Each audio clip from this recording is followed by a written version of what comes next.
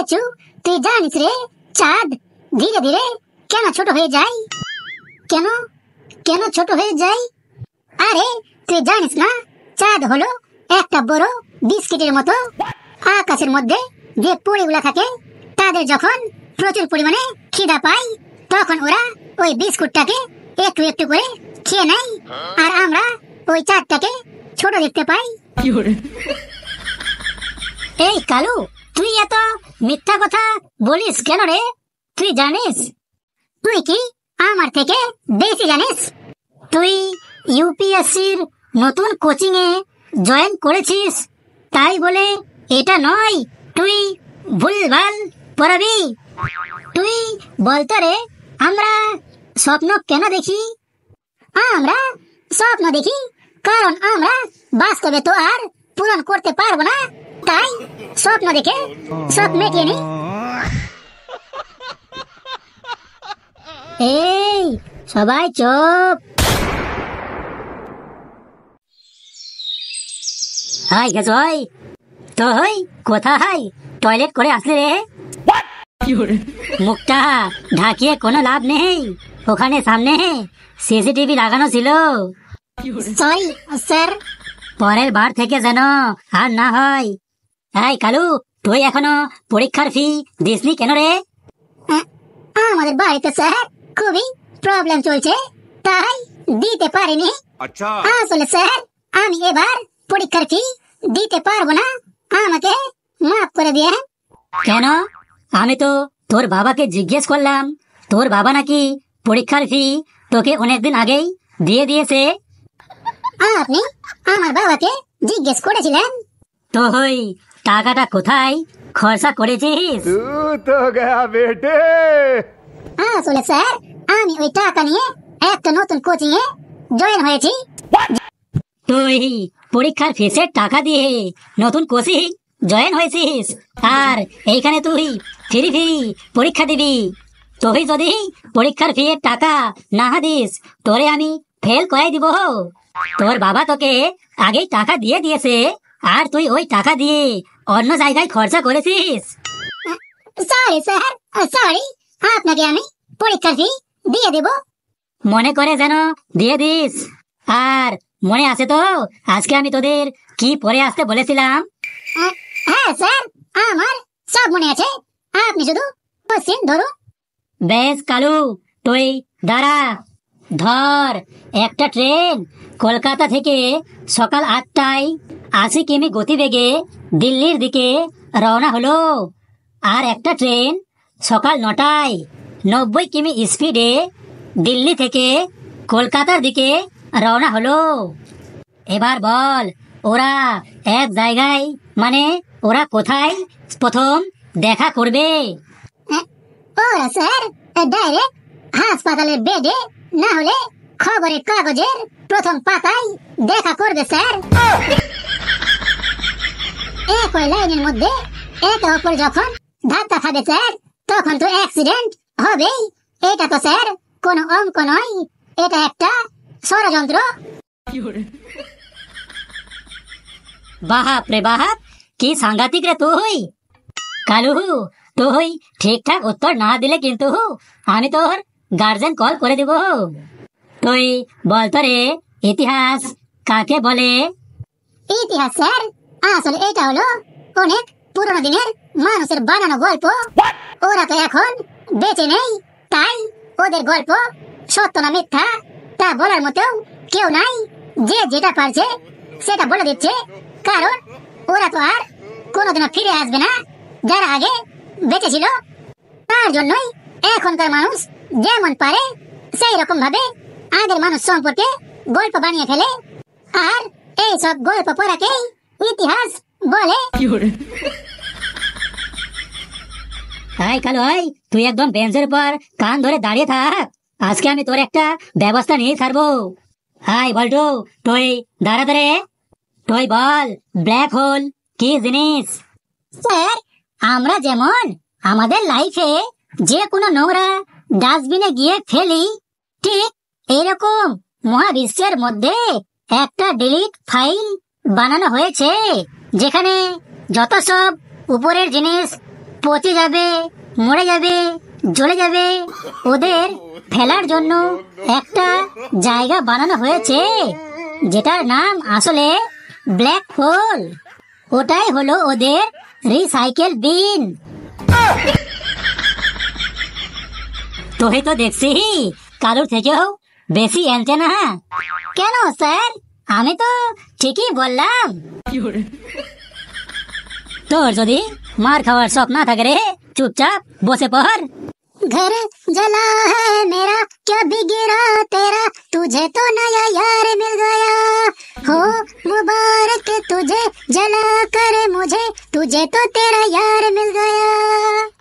घर जला है मेरा, क्या बिगड़ा तेरा, तुझे तो नया यार मिल गया, हो मुबारक तुझे जला कर मुझे, तुझे तो नया यार मिल गया। तूने मिल के वो मेरे संग हो दिल पे चलाए छोड़िए, हो दिल पे चलाए छोड़िए। বাহ বাহ, আমি আর কি বলবো স্যার, আমার দুঃখের কথা। তোর এমন জীবনে কি দুঃখ চলছে রে যে তুই ক্লাসে এসে গান করিস? আমার দুঃখ শুনলে হয়তো আপনিও কেঁদে দিবেন স্যার। বেশ, বল তোর কেমন দুঃখ? রাতের বেলা একটা মোটিভেশনাল ভিডিও দেখলাম স্যার। ওটা দেখার পর আমার গায়ের লোম একদম খারাপ হয়ে গেল। ওটা ভিডিও দেখে আমি স্টক মার্কেটে বাবার কাছ থেকে 5,000 টাকা ধার করে নিয়ে লাগাইছিলাম। তারপরে সকালে উঠে দেখি আমার সব টাকা চলে গেল। তুই এইসব ভিডিও দেখে মোটিভেশন হয়ে এইসব করছিস? হ্যাঁ কালু, তুই মন দিয়ে শোন, তোর ভবিষ্যৎ কিন্তু তোর হাতে আছে।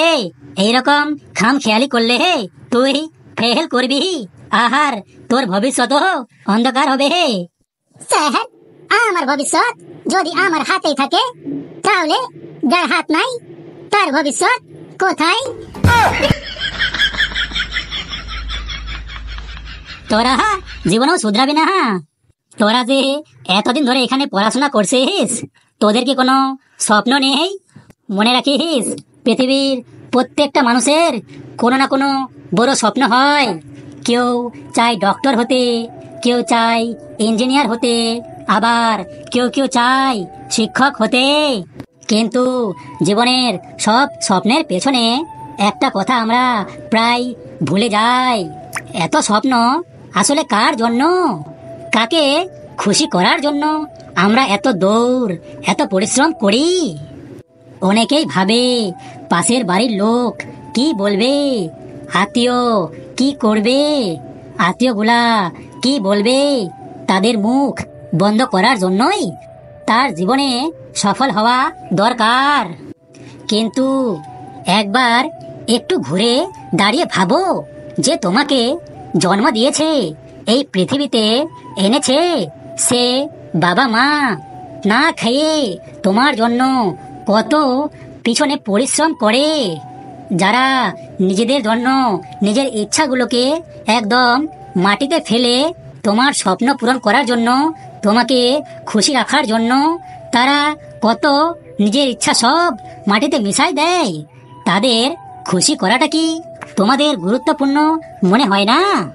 জীবনে পড়াশোনা শুধু নাম ডিগ্রি পাওয়ার জন্য নয়, সেই অস্ত্র যেটা দিয়ে তুমি তোমার পরিবারকে সম্মান দিতে পারো, তোমার মা বাবাকে গর্ব করতে শেখাতে পারো, তোমার বাবার কপালের ভাজা যে ভাঁজটা একটু হলেও মুছে দিতে পারো। আর যদি তুমি ব্যর্থ হও, যদি তুমি হার মানো, তাহলে সবচেয়ে বড় কষ্ট তোমার মা বাবার বুকে বাজবে। আর পাশের লোক, পাড়ার প্রতিবেশী, তারা তো কেবল হাসবে আর মুখ খুলে বলবে, বলেছিলাম না তুই কিছু করতে পারবি না। তুমিই বলো, এবার তোমরা কাকে খুশি করবে? যারা তোমার ব্যর্থতায় হাসবে, না যারা তোমার সফলতায় চোখ ভিজিয়ে দেবে? এই সব কিছু এখনই তোমাদের সিদ্ধান্ত নিতে হবে যে পড়াশোনার কোনো বিকল্প নেই। সফলতা পেলে মা বাবার মুখে হাসি ফুটবে, আর না পেলে সমাজের মুখে তুমি তালি নয়, তোমার কেউ দাম দেবে না। তুমি কোন পোস্টে আছো সেটার উপর ডিপেন্ড করে তোমার সম্মান। তুমি যত বড়ই ট্যালেন্টেড, ইন্টেলিজেন্ট হও না কেন, তোমার কথার যতই ভ্যালু থাক, কেউ তোমার পাত্তা দেবে না। কিন্তু যখন তুমি সাফল্য পেয়ে যাবে, তখন তোমার সামান্য কথাটাও মানুষের কাছে একদম হেভি মনে হবে। বলবে কি কথাই বললো, একদম সত্য কথা। তখন তোমার প্রত্যেকটা কথাতে পাড়ার মানুষ, সব মানুষ হ্যাঁতে হ্যাঁ বলবে। কেউ বারণ করতে পারবে না, তোমার কথা কেউ মানা করতে পারবে না। তোমরা যদি এখন পড়াশোনায় মন না দাও, যদি তোমরা নিজের ভবিষ্যৎ নিজেই নষ্ট করে দাও, তাহলে একবার ভেবে দেখো, কে হারাবে মা বাবা, আর কে হাসবে পাড়ার লোক, আত্মীয়রা, যারা তোমার পাশে কখনোই কোনো সময় ছিল না। শুধু যখন তাদের প্রয়োজন ছিল তখন তোমাকে ব্যবহার করেছে। কিন্তু যখন তোমার কোনো কিছু হয়, তখন কিন্তু আর তারা কেউ আসবে না তোমার পাশে। তখন ওই তোমার মা, তোমার বাবা, ওরাই তোমার পাশে আসবে। ওরাই তোমার সারা জীবন সঙ্গী, আপন হয়ে থাকবে। তাই বলছি, একদম এই সব ফাজলামি বাদ দিয়ে চুপচাপ মন দিয়ে পড়। তাহলে এমন একটা দিন আসবে, এখন যদি তুমি নিজের ভালো নিজে না বোঝো, নিজের ভালো না করো, যদি এখনোই না বদল আসে, তাহলে 5 বছর পর ঠিক পস্তাবে। কিন্তু তখন আর কিছুই করার থাকবে না। তুমি নিজের ভবিষ্যৎ নিজেই গড়ো, নিজেকেই পরিশ্রম করতে হবে, আর নিজেকেই প্রমাণ করতে হবে। তোমাকে কেউ এসব করে দিতে আসবে না। সাফল্য একদিনে আসে না, এর মধ্যে কোনো ম্যাজিক নেই। তুমি যত অভ্যাস করবে, তোমার জীবন সাফল্যের দিকে ততই এগোবে।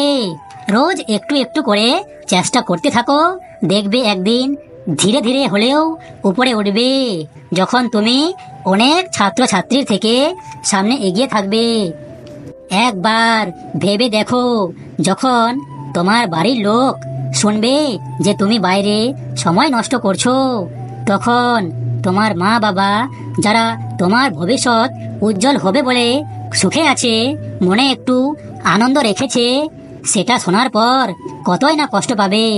তাহলে ভাবো, তোমার এই মেহনত, তোমার পরিশ্রম কতগুলা মানুষের জীবনকে বদলাতে পারে, সেটা তোমাদের উপর নির্ভর করে। তোমরা কি করবে? তোমরা যদি সত্যিই ভালো মানুষ হতে চাও, সত্যি তোমরা যদি দুঃখ কষ্ট বুঝে থাকো, যারা তোমাকে জন্ম দিয়েছে তাদের কষ্ট যদি একটু হলেও বুঝো, তাহলে তোমরা অবশ্যই তোমাদের ব্যর্থতা কোনোদিনও মানবে না। তোমরা সফল হয়েই দেখাবে।